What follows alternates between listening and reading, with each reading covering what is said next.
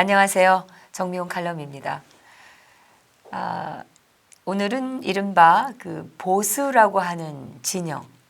요즘에는 무슨 여러 가지 부역 보수라는 말도 있고 진짜 보수니 가짜 보수니 그 안에서도 말이 많은데 이 보수라고 불리우는 진영도 이번 기회에 정말 확실하게 정리가 될 필요가 있다라고 저는 생각하기 때문에 오늘 그 말씀을 드리려고 합니다. 그러자면은 먼저 이 보수 내부에 있는 부역 보수, 즉 탄핵에 앞장섰거나 또는 탄핵에 앞장선 세력을 지지했던 그 보수, 이런 보수의 실체를 알아야 된다고 생각합니다. 우선 이 자세한 그 보수에 대한 이야기 들어가기 전에 먼저 짚고 넘어갈 게 있는데요. 지난번 그 정미용 칼럼에서 저희가 배신의 정당인 바른정당의 내홍에 대해서 말씀을 드렸었죠. 이른바 김무성계 의원들과 또 유승민계 의원들의 갈등 상황, 바른정당의 이종구 그리고 장제원 의원이 나와서 한 그 발언, 어째서 이들은 이 유승민 후보의 사퇴를 요구한 것일까? 이는 한마디로 이 바른정당이 이미 국민의당과의 그 사전 연대 밀약을 한 것과 마찬가지다. 그런 말씀을 드렸었고, 이거는 대단히 중요한 문제이기 때문에 시청자 여러분들께서 꼭 좀 기억을 해주셨으면 합니다. 또 지난번 칼럼에서는 이 자유한국당 그 심재철 의원의 발언에 대해서도 말씀을 드렸었습니다. 자유한국당 대선을 실질적으로 지휘하고 있는 이 심재철 의원이 탄핵 반대를 했던 것에 대해서 사과하겠다 이런 말을 했는데, 이건 결국 탄핵은 정당했으며 또 자기들은 그 탄핵에 찬성한다 이런 의미이죠. 네. 심재철 의원은 공동중앙선대본부장입니다. 선대본부 말하자면 총괄하는 선대위원장인데, 어느 정당이든 어떤 선거에서든 그 선대본부장과 후보는 아주 밀접한 교감 하에서 움직입니다. 그렇기 때문에 이 심재철 의원의 발언은 홍준표 의원의 의중과도 같다 이렇게 보는 겁니다. 홍준표 후보는 관훈 토론에 나와서 유승민 후보와의 단일화는 없다 이렇게 얘기를 했었는데요.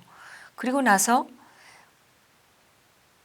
만약에 그 발언이 사실이었다면 이렇게 심재철 의원이 나와서 이런 이야기를 할 때는 당연히 홍 후보가 나와서 무슨 해명을 하든 아니면 그것은 나와는 상관없는 이야기라고 하든 뭐라고 해야 될 텐데, 아직까지 이 홍준표 의원은 가타부타 아무 말이 없습니다. 그렇기 때문에 더욱더 이 심재철 의원의 반대에 대한 사과 발언은 홍준표 후보와의 교감하에 이루어진 것이라고 볼 수밖에 없는 것입니다.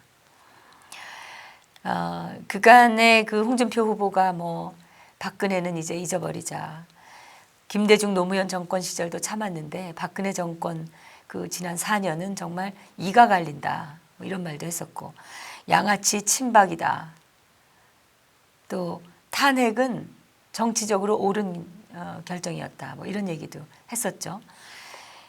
이런 말들을 했던 걸 보면은 심재철 의원의 말이 당연히 홍준표 후보와 사전에 이야기를 하고 나온 어떤 전략적인 차원에서 나온 것이다 이렇게 보는 겁니다. 그렇기 때문에 이 요 며칠 사이에 홍준표 후보가 박 대통령 탄핵의 진실을 대통령이 되면 밝힐 수 있다, 밝힐 수도 있다 그렇게 얘기를 한 걸로 제가 기억합니다만은, 그런 뉘앙스의 발언은 이 박근혜 대통령의 탄핵이 정말 잘못됐다, 이거는 진실이 밝혀져야 된다라고 외치는 태극기 시민들 귀에 듣기 좋으라고 한 말이지, 이 진정성이 있어 보이지가 않죠. 일종의 쇼라고나 할까요? 이런 내용들에 대해서 지난 칼럼에서 제가 자세히 말씀을 드렸었습니다. 그런데 정말 문제는 이 배신 세력인 이종구, 장제원 이 두 의원의 발언, 그리고 자유한국당의 심재철 선대위원장의 발언이 마치 약속이나 한 것처럼 비슷한 시기에 연이어서 터져 나왔다는 것입니다. 홍준표와 유승민 두 후보의 지지율이 도무지 오르지 않고 있는 상황에서 이런 발언이 나왔기 때문에 주목이 되는 건데요. 바른정당과 박지원의 당인 국민의당, 이 두 당의 연대는 사실 지금 당장 뭐 이런 발표가 나온다고 해도 별로 놀랄 건 아니죠. 아마 상당수 국민들이 그럴 것이다 이러고 예상을 하고 있으니까 안 나오면 좀 이상할 정도로 그런 느낌인데, 문제는 이 바른정당하고 국민의당이 연대하는 것도 모자라서 거기에 자유한국당까지 이제 끼어들려고 한다.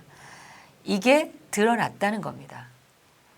이것을 이종구, 장제원, 심재철 이 의원들의 발언으로 우리가 유추할 수 있다. 이런 얘기도 지난번 정미용 칼럼에서 드렸고요. 그러니까 이런 내용은 굉장히 중요한 문제이기 때문에 우리 시청자 여러분들께서는 꼭 한번 생각해 보시고, 혹시 못 보신 분들은 한번 찾아서 시청해 주시기 바랍니다. 언론들은 이제는 뭐 드러내놓고 시나리오를 만들고 있습니다. 안철수 후보와 유승민 후보를 엮어내는, 그래서 단일화시키는 것을 뭐 중도 보수 단일화다. 이것도 말이 안 되죠. 안철수 후보가 뭐 중도 보수는 아니죠. 그 뒤에 있는 세력만 봐도 우리가 그렇게 알 수 있는데, 혹은 안철수 후보와 홍준표 후보 그리고 유승민 후보를 모두 포함시켜 가지고 빅텐트 단일화다, 또 이런 말도 또 쓰고 있습니다. 언론이 아주 말들을 잘 지어냅니다. 그때.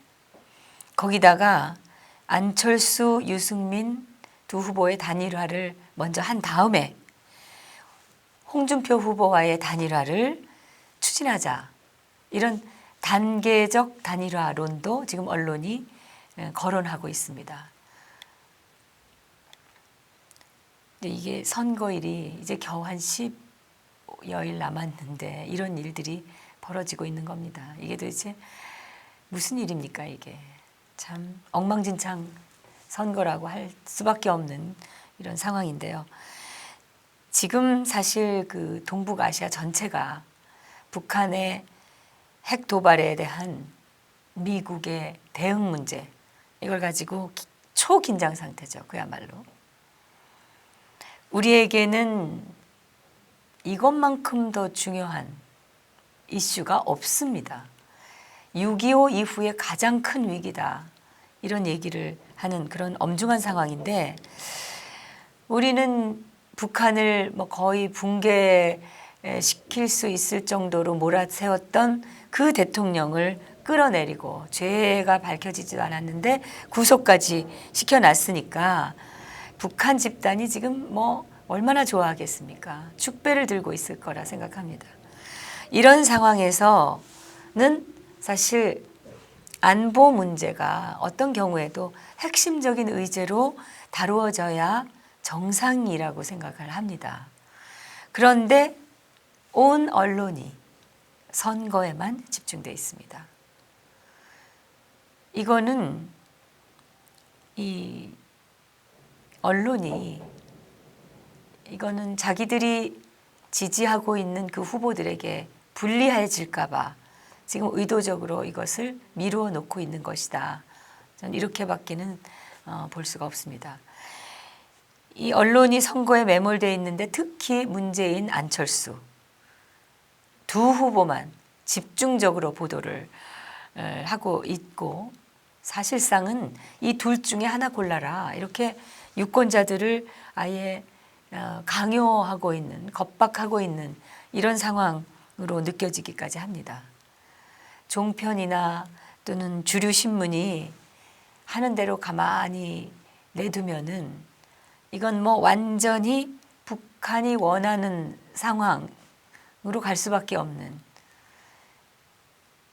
그런 지금 상황입니다. 이런 언론의 행태 때문에 저의 그 정미용 칼럼은 그리고 진정방송은 오직 그 언론들이 전하지 않고 있는 대선 이야기를 할 수밖에 없는 것입니다. 아시다시피 이번 대선은 전혀 예정에 없었던 것이죠. 얼마 전에 그 아주 기가 막힌 녹음 파일이 하나가 공개가 됐는데 뭐 들어보신 분들도 있고 못 드신 분도 있으실 텐데 그 태극기 집회에 나오셨던 분들이라면은 아마 다 보셨을 겁니다. 탄핵 기획 음모가 확인이 되는 그런 녹음 파일입니다. 배신 세력 바른정당의 김성태 의원 그리고 더불어민주당의 안민석 의원 이 두 사람의 은밀한 대화 내용을 녹음한 그 파일이 공개가 됐는데 이걸 언론은 결코 보도를 하고 있지 않습니다. 이 어마어마한 사실인데도요. 이걸 들으면은 이런 반국가 세력에게 우리가 혈세를 그렇게 퍼붓고 있는 것인가 한숨이 절로 나오고 개탄을 하지 않을 수 없는 일입니다. 이 녹음에는 그 김성태 의원이 얘기를 합니다. 안민석 의원이 지난 3년 동안 이것을 철저하게 기획을 해서 준비를 했는데 그 결실을 문재인 후보만 누리고 있다. 이렇게 얘기를 합니다. 김성태가 안민석에게 하는 말이죠. 대통령을 끌어내린 거 이것을 기획의 결실이라고 얘기하는 것도 정말 기가 찬데 그 결실을 문재인 후보만 누리는 거 아니냐 이렇게 얘기하는 것은 정말 더 기가 찹니다. 김성태 의원의 이 발언만으로도 바른정당 사람들이 그동안 새누리당에 있을 때 도대체 어떤 생각으로 박 대통령을 대해왔는지 우리가 충분히 짐작을 할 수 있습니다. 아무튼 이 김성태 안민석의 그 대화에서 알 수가 있듯이 탄핵은 철저하게 기획이 되었던 것입니다. 그래서 결국 예정에도 없이 이렇게 대선이 정말 졸속으로 치러지고 있는데 이것 또한 그들의 기획 안에 예정이 되어 있었던 것이라고 봅니다. 지금 북한은 아주 노골적으로 대한민국 대선에 개입을 하고 있습니다.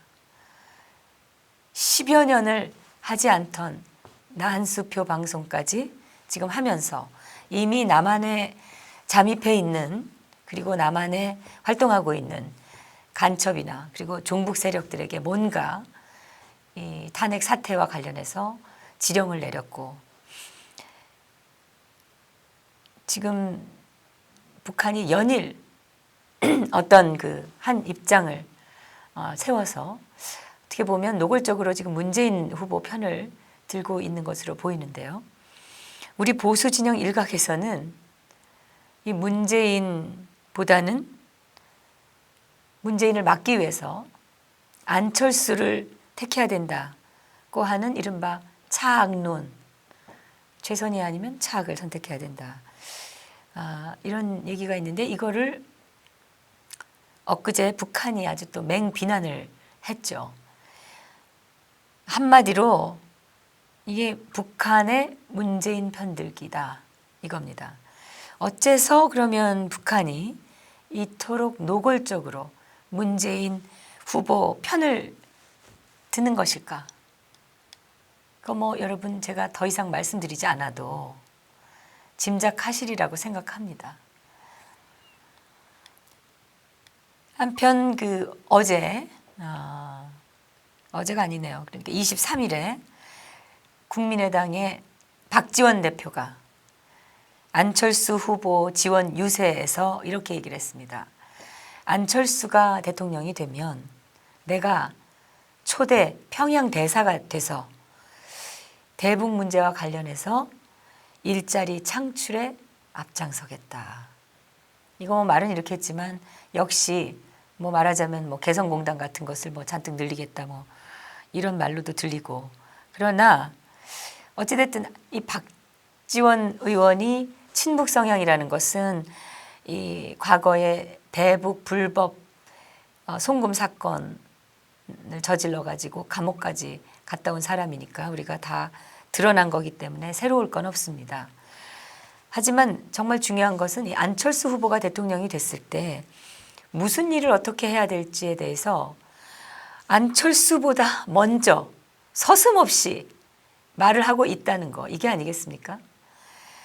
이게 무슨 말이냐면 사실상 박지원이 안철수를 뒤에서 움직이고 있다. 국민의당은 박지원 마음대로다. 이렇게 볼 수 있는 것 아니겠습니까? 그렇게 볼 수밖에 없는 거죠, 사실. 근데 이 평양 초대 대사 운운했던 게 논란이 되니까 이 박지원이 얼른 이 안철수가 대통령이 되면 나는 어떤 공직도 맡지 않겠다. 또 이렇게 말을 바꿨습니다. 워낙 이게 눈치가 빠른 사람이어서 수습도 정말 신속하게 빨리 했습니다. 그리고 보면 이 박지원 의원이 배신 세력 바른정당 안에 그 누구보다도 정치 감각이 좀 낮다, 이렇게 볼 수 있습니다. 이 동북아시아 국가들 지금 북한이 도발하고 미국이 북한을 폭격할까 봐 아주 초긴장 상태인데요. 이 와중에 우리는 정작 북한 당사자인데도 북한 정권을 거의 붕괴시키고 통일을 앞당길 수 있었던 대통령을 지금 구속시켜 놓고 지금 탄핵을 합리화하기 위해서 죄를 만들어 붙이느라고 지금 이 자들이 안간힘을 쓰고 있습니다. 이 탄핵 세력들이. 북한이 어찌됐든 도발을 하면 트럼프 대통령이 가만히 있지 않겠다. 이거 이미 노골적으로 여러 차례 말을 했기 때문에. 근데 혹시 그래서 이제 북폭을 하게 되면 북한이 남한을 향해서 미사일을 쏘든지 아니면 장사정포라도 쏠지 모릅니다. 그러면 이게 바로 전쟁입니다. 근데 임진왜란 전에도 일본이 쳐들어올 것이냐 아니면 아닐 것이냐를 놓고 당파 싸움을 하다가 결국은 온 국토가 아주 초토화가 됐었죠. 지금 우리 대선판을 보면은 바로 이 조선시대의 당파 싸움을 보는 듯 합니다. 북한을 압박해서 코너로 몰아놓고 결국은 그것도 큰 이유가 됐을 텐데 그렇게 해서 구속된 대통령, 그 빈자리를 놓고 여러 후보가 다투고 있는데 그중에 한 명을 응원하고 있는 북한. 거기다 벌써부터 평양 대사로 가겠다 이렇게 김치 국물부터 마시는 이 한 대통령 후보의 뒷배. 이게 도대체 무슨 일입니까? 참 국민들 마음이 무겁고 한심하시리라고 생각이 됩니다. 여러분, 그래도요, 이렇게 혼란 상황이 지속이 되면은 우리가 잊기 쉬운 게 바로 이 모든 상황의 원인이 무엇이냐, 또 그것이 앞으로 어떤 방향성을 가지고 나갈 것이냐, 이 점이 아닐까 생각합니다. 절대 잊지 마시기 바랍니다. 이 모든 어처구니 없는 상황은 바로 탄핵 주도 세력, 그 중에서도 특히 그 구여권 새누리당의 배신 세력 때문입니다. 다름 아닌 현재의 바른정당 세력입니다. 어떤 시청자분께서는 제게 바로 그 점에 대해서 거듭거듭 강조해달라고 부탁을 하셨습니다. 그렇습니다.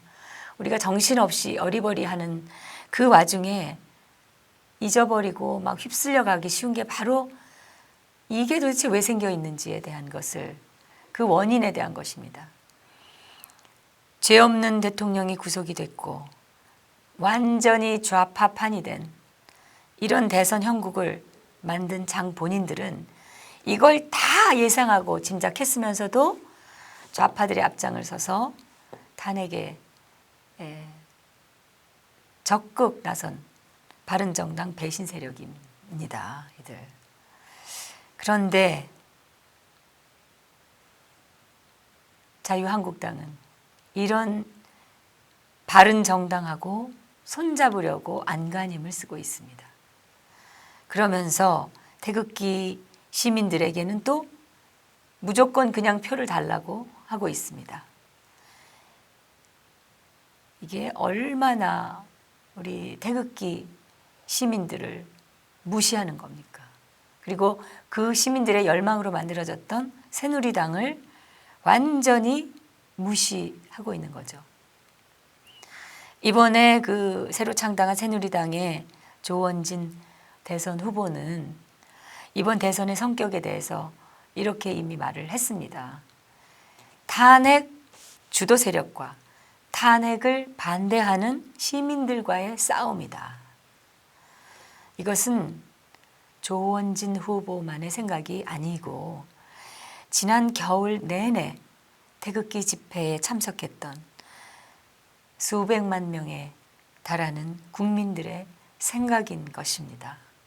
조원진 의원은 그런 국민들의 생각을 대신 말한 것뿐이죠. 이번에 언론, 국회, 검찰 그리고 법원까지 모두 촛불 세력의 편에 섰습니다.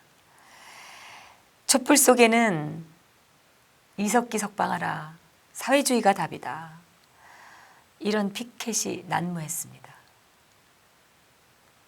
이 촛불을 북한이 내놓고 응원을 하고 있는 기막힌 상황입니다.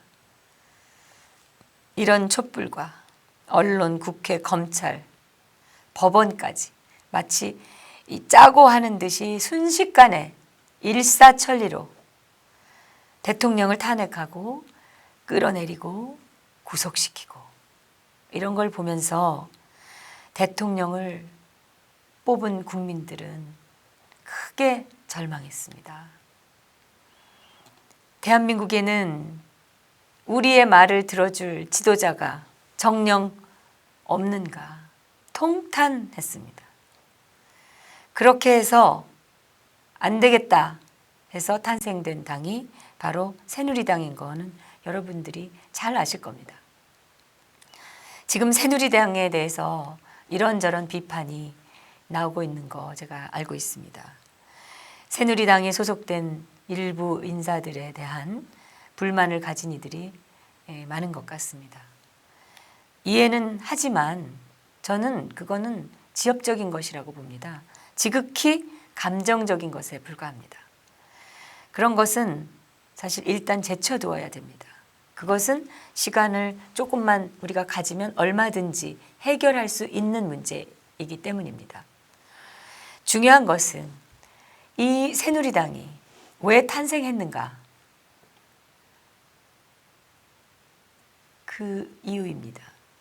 태극기 국민들의 그 열망 때문에 탄생했다는 사실을 우리는 결코 잊어서는 안 된다고 생각합니다. 그런데 그런 그 많은 순수하게 나라를 걱정하는 국민들의 생각을 무시하고 심지어 조롱하는 그런 사람들이 바로 이 보수 진영 안에 많이 있습니다. 이분들을 분류하자면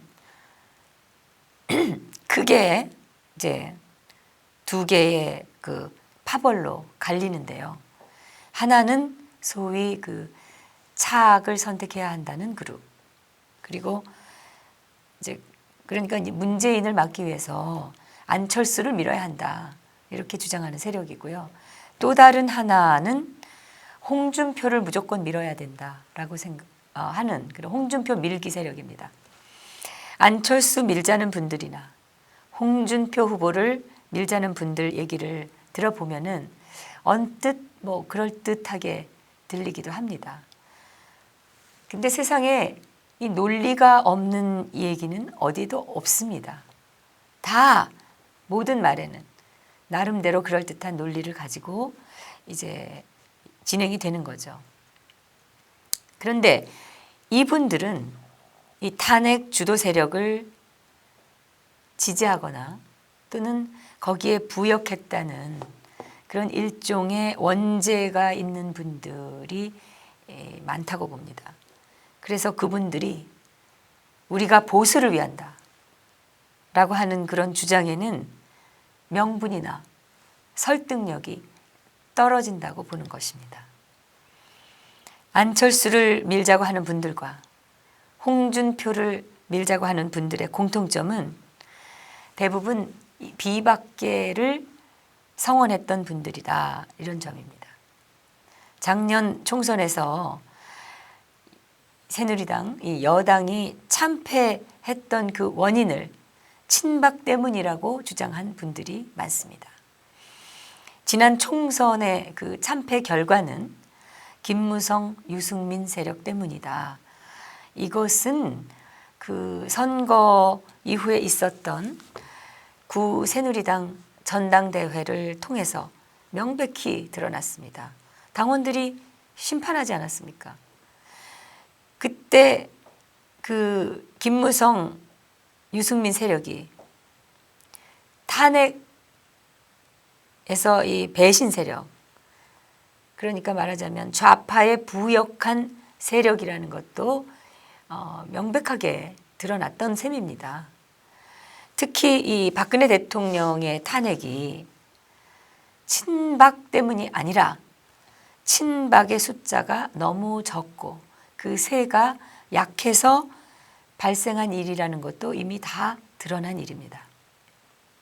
구 새누리당이 다수당이 됐었거나 아니면은 구 새누리당 내에 친박 의원의 숫자가 훨씬 많았더라면 탄핵 표결조차도 있을 수가 없었던 일이었습니다.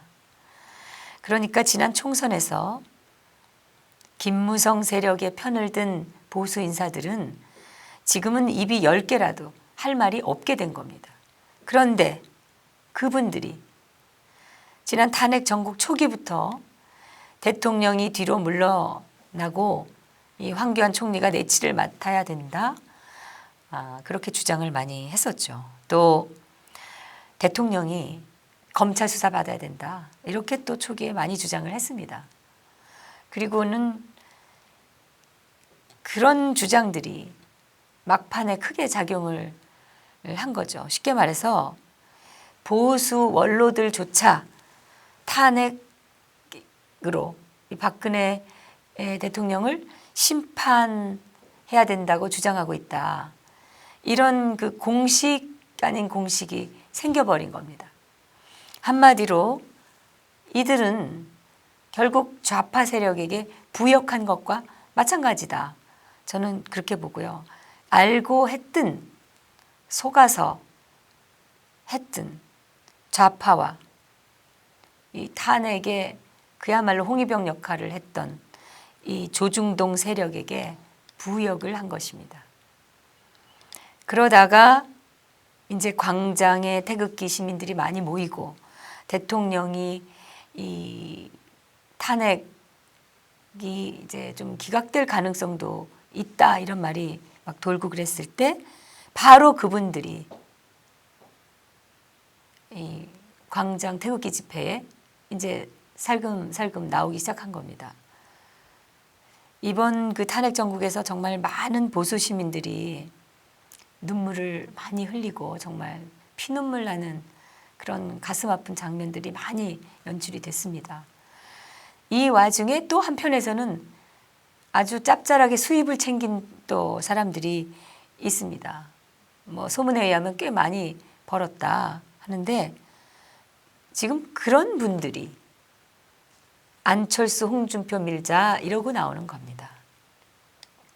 여러분, 이 국민의당은 집권을 하더라도 혼자서 내각을 꾸리고 정치를 주도할 수가 없습니다. 지금 우리 그 국회의 구조는 어느 당도 독자적으로 마음대로 무엇을 할 수 없는 그런 지금 구도가 되어 있습니다. 서로 연대하거나 또는 서로 또 이렇게 이합집산해 가지고 견제를 할 수밖에 없는 그런 구도가 되어 있습니다. 박근혜 대통령이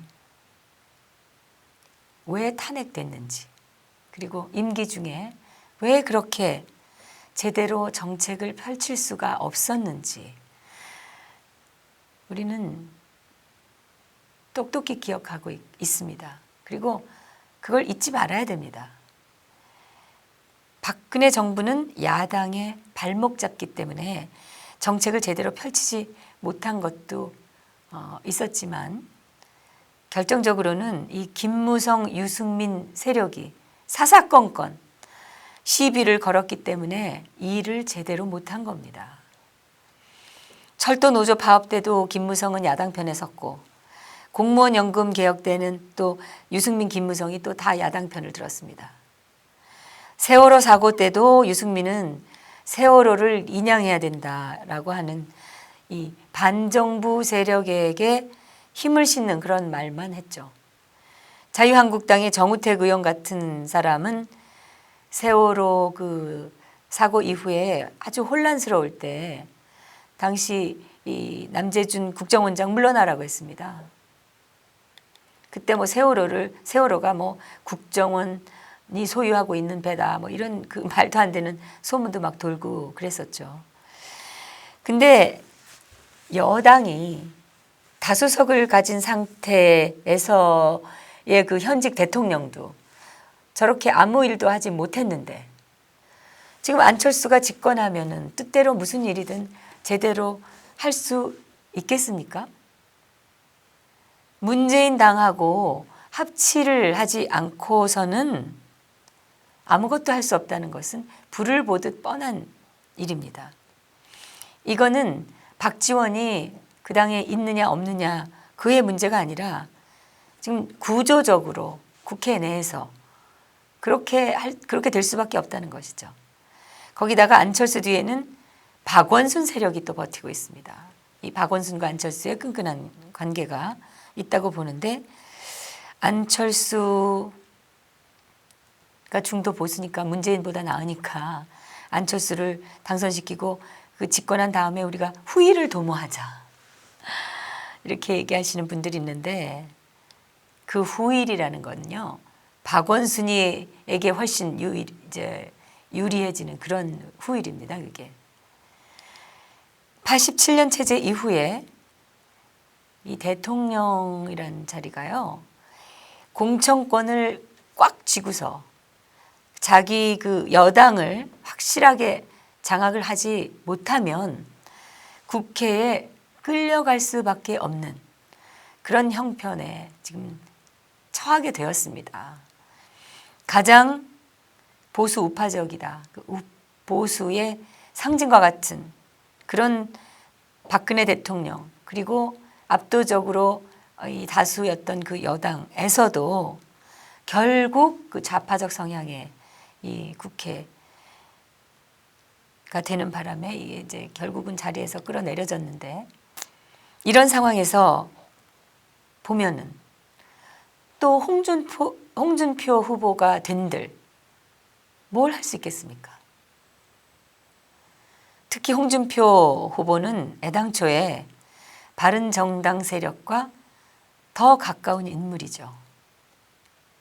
이 바른정당과 국민의당이 연대하는 것은 저는 필연이라고 보는데 대선을 놓고 공식적으로 뭐 연대다 합당이다 이렇게 하지 않는다고 하더라도 다음 정권에서는 아주 긴밀하게 유대를 가지고 활동을 할 수밖에 없는 게 바로 이 바른정당과 박지원의 국민의당입니다.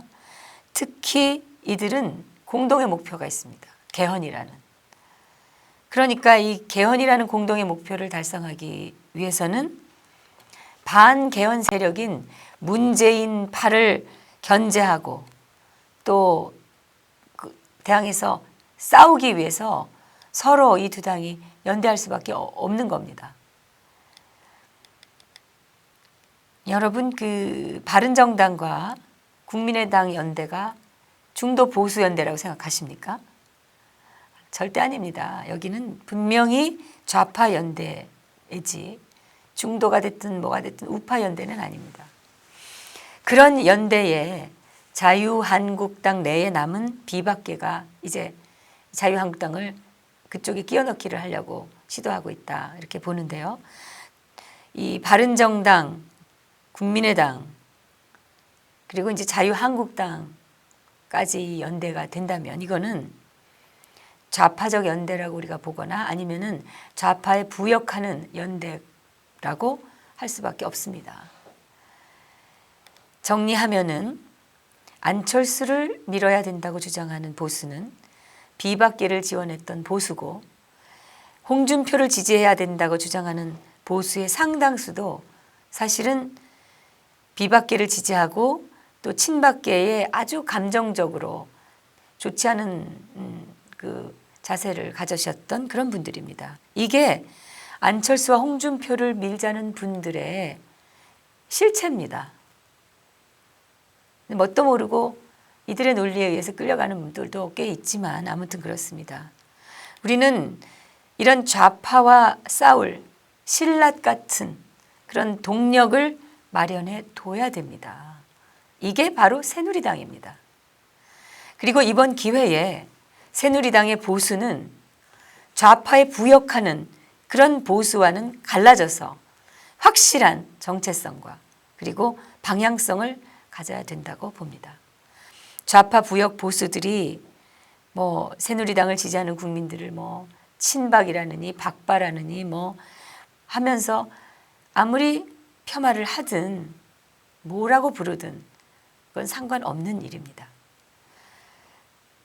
그래서 저는 이제야말로 진짜 보수를 바로 세워서 나라의 균형을 잡고 또 나라의 이 무너진 법치와 모든 이 적폐들 그리고 제 능력을 하지 못해서 이토록 보수를 망가뜨린 그 보수를 반드시 재건을 해야 된다고 보고요. 그렇기 때문에 바로 이 우리가 신락 같은 동력 새누리당을 선택해야 된다라고 생각하는 것입니다. 여러분. 정명 칼럼이었습니다. 감사합니다.